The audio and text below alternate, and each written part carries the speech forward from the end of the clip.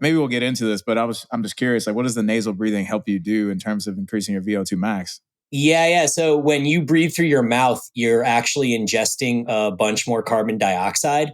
And the little hairs in your nose, they filter the carbon dioxide so that you get more pure oxygen, I guess would be the simple way of saying that.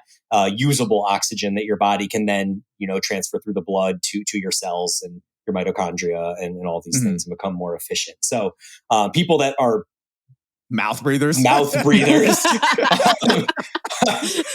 just generally poor at cardio in general. So you're speaking to me, Bryan. Okay, I'm a fucking mouth breather for sure.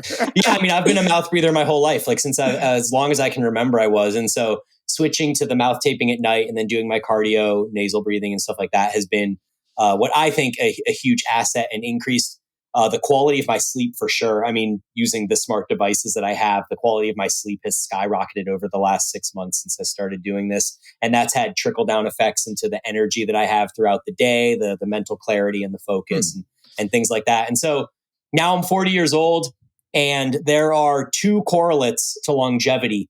VO2 max, if you're in the top 2.5% of VO2 max, you are 5 times less likely to die than somebody in the bottom 25% of VO2 max. And if you're in the top 2.5% of muscle mass, you're 3 times less likely to die than the people in the bottom 25% of muscle mass. And so VO2 max and muscle mass are the two highest correlated variables with longevity and decreasing mortality risk.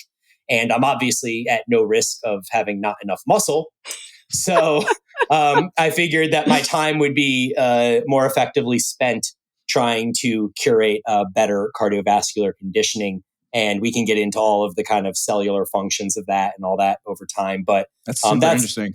That's more or less my story as far as cardio in my life.